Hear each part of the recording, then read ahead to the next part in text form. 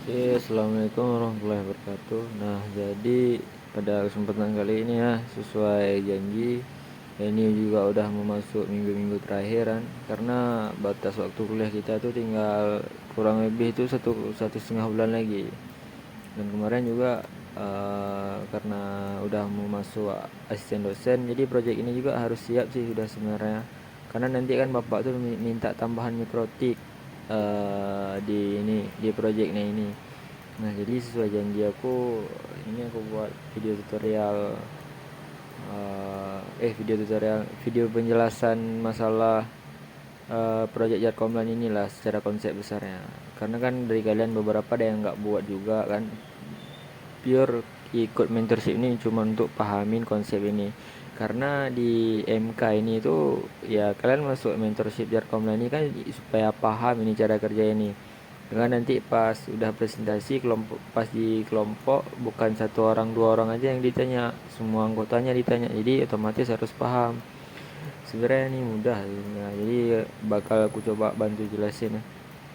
Oke. Pertama di sini ada di ini ya, yang aku blok ini pertama di sini ada server satu. Nah, gimana cara kerja server satu ini? Server satu ini dia terdiri dari yang tiga aku bilang kemarin, yang kayak bapak tuh mau kemarin. Ada load balancer di sini. Di dalam load balancer itu ada CA, nah CA. Kemudian apa jadi HTTPS nanti dia. Oke. Terus ada web server satu. Di dalam web server itu dia ada mail. Terus di web server di web server, dan ada web server 2. Jadi web server satu jadi ada mail dalamnya, terus ada web server 2. Terus load balancer nih fungsinya untuk nge-refresh supaya kedua ini bisa ganti-ganti lah webnya gitu, kayak yang udah aku jelasin dulu. Nah, kayak mana caranya dia bisa terhubung ke si laptop.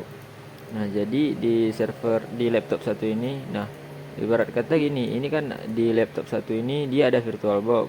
Nah, nah di dalam VirtualBox ini ada tiga Ubuntu. Jadi aku buatnya gini. Ada tiga Ubuntu. Ini untuk analogi aja supaya kalian paham bentukannya.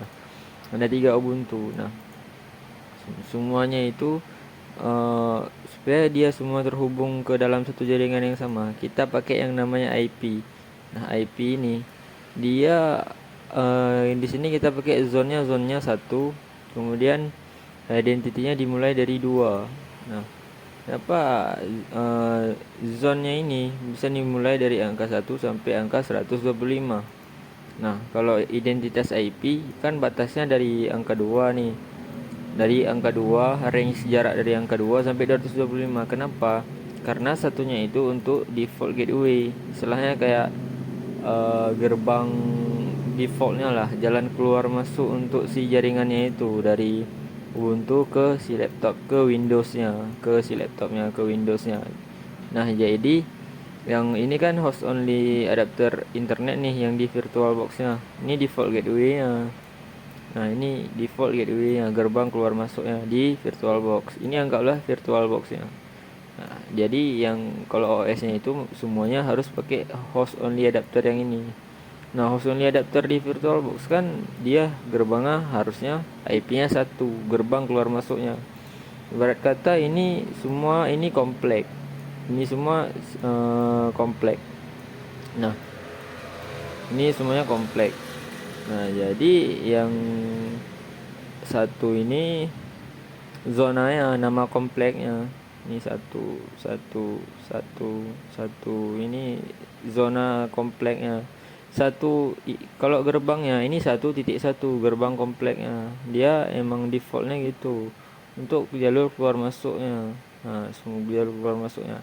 Nah, identitas IP kenapa harus beda? Ini menunjukkan alamat si OS-nya. Alamat OS itu dia beda-beda, nggak boleh sama. Kayak nomor rumah di komplek, mana ada yang sama? Kalau ada yang sama, misalnya kalau ada kurir yang ngantar paket kan bingung dia ngantar paketnya kemana. Ini ada dua rumah, bingung dia mau ngantar yang kemana. Kalau kalau di jaringan gitu juga, kalau dia mau ngirim sumber dari emailnya, misalnya ada dua IP. Nah, dia si load balancer ini dia ambil IP yang mana, sedangkan misalnya nanti ada dua IP yang sama, misalnya ini tiga juga. Nah, si load balancernya kan pening dia ambil IP yang mana nih. Nah, jadi dia akan aja terjadi kesalahan dalam konfigurasinya nanti, jadi ketabrak dia, nggak bisa ngeping, nggak connect juga, palingan connect ke satu ini doang, ke ini nggak connect. Nah jadi untuk menghindari tabrakan, jadi kalau untuk adapternya itu ya emang harus satu default gateway-nya dari VirtualBox-nya. Nah kalau ini default gateway untuk VirtualBox-nya.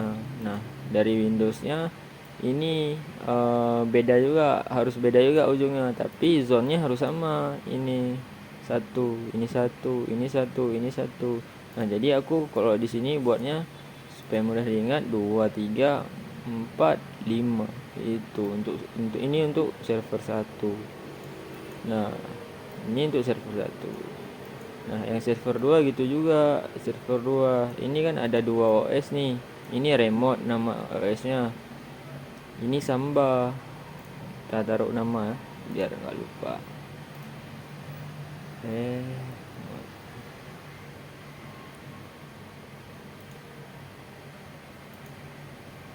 Bentar. Ini nama OS-nya remote. Ini remote. Nah di dalam remote ini ada FTP sama SSH. FTP ini untuk transfer file, SSH ini untuk remote-nya. Terus Samba ini untuk transfer file juga. Nah jadi fungsi ini nanti ini untuk dikonekin yang dari sini ke sini, kan dia pakai alamat IP juga ini. Nah jadi alamat IP yang kita samain zonanya. Ini zona 1, zona 1, zona 1, zona 1. Ini zona 1 juga, di sini zona 1 juga. Jadi kalau misalnya ini udah 2, 3, 4, di sini 5. Jadi kita lanjut yang laptop di duanya, untuk IP laptop di duanya ini 6. Terus IP di remote-nya 7. Terus IP di Sambanya 8. Jadi ya masih berada di zona yang sama.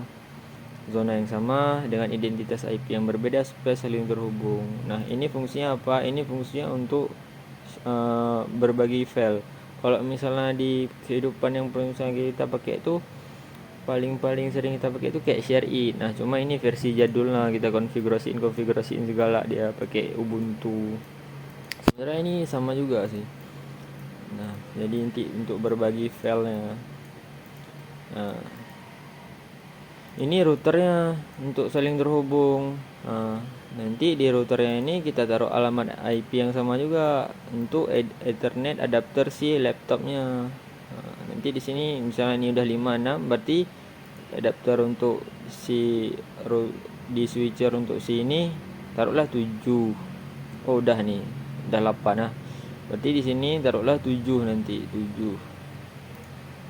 Sini.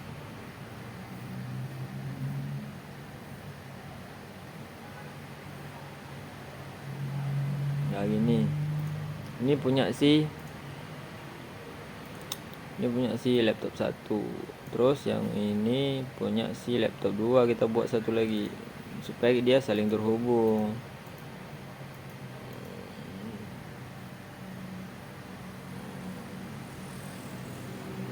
T10.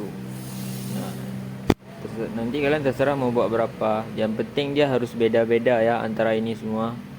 Semuanya harus beda-beda gitu. Nah, kalian terserah sih mau buat berapa. Nah, ini. Jadi ini Ethernet ini Ethernet ini IP ini dia alamatnya si laptop untuk terhubung ke si router. Dan ini alamat IP si laptop ini supaya terhubung ke router. Nah, jadi kalau ini dah connect, ini semuanya connect. Webmail ini bisa dibuka di sini. Dan FTP ini bisa dibuka di sini. Jadi semuanya saling terhubung satu server ini. Ini untuk web dan ini untuk berbagi filenya. Nah, jadi udah istilahnya kayak sistem paket komplit udah ini. Ini untuk webnya, web yang sehari-hari kita buka itu kayak Siakat, Shopee.com. Nah, ini kayak ShareIt-nya gitu, ShareIt yang berbagi file itu. Nah, gitu. Kalau sekarang misalnya kalau di iPhone tuh ada AirDrop, kalau di Xiaomi ada Mi Drop. Nah itu kalau cuman ini kan server lokal, jadi dia versi kabel dia terhubungnya ke sini. Jadi dari inti kalau ini FTP, ini kan di sini filenya, sini connect sini, masuk ke sini. Nah dari sini ditransfer ke sini, dari sini Dari router ini, dari server sini bisa dibuka di laptopnya yang ini satu lagi. Nah, bisa dibuka di sini. Ya, jadi saling terhubung. Nanti bahkan ada uh, laptop satu lagi punya bapak tuh misalnya, konekin lah dari ini ke sini. Nih, dari sini konekin ke sini. Dia di sini harus setting IP juga nanti laptop bapak tuh supaya dia bisa buka semua punya kita. Nah, itu. Yang penting di sini batas IP-nya itu kalau untuk yang identitas IP dari angka 2 sampai 225. Kenapa? Karena angka 1 untuk default gateway-nya si adapternya. Adapter si virtual box-nya untuk supaya connect dari Ubuntu ke si Windows-nya. Yang lain identitasnya mulai dari 2 sampai 225. Jadi 2, 3 terserah kalau kalian mau buat sini 10, 20, 30 boleh juga. Supaya mudah diingat kan. Nah, kalau kalian mau buat zonanya selain satu, misalnya nih zonanya 30, berarti semuanya harus 30. Karena dia harus berada di zona yang sama. Jadi nanti default gateway-nya 168.30.1. Satu di ujungnya harus tetap 1 untuk uh, default gateway gitu. Mungkin sekian aja. Kalau misalnya ada hal yang masih kurang paham, tanyain aja nanti di kolom komentar. Terus untuk modul penggunaan praktikum Jarkom lainnya juga bakal aku taruh di deskripsi di bawah. Kalau misalnya nanti ada pertanyaan yang kurang paham, nanti tanyain aja di kolom komentar, bakalan dibalas juga satu ya kalau nanti aku sempat itu. Mungkin sekian aja ini apa masalah pembelajaran Jarkom ini. Mohon maaf kalau misalnya banyak kekurangan, banyak kesalahan.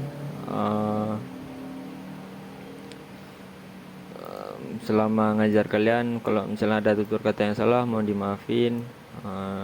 Misalnya ada hal-hal yang kurang dipahami tolong ditanyakan. Juga makasih yang udah mau belajar. Akhir kata, akhirul kalam, mohon maaf sebesar-besarnya sekali lagi. Makasih yang udah mau belajar, yang udah mau support. Mungkin sekian aja. Mungkin untuk yang lain-lainnya bisa ditanyain di grup atau di kolom komentar. Sekian, assalamualaikum warahmatullahi wabarakatuh.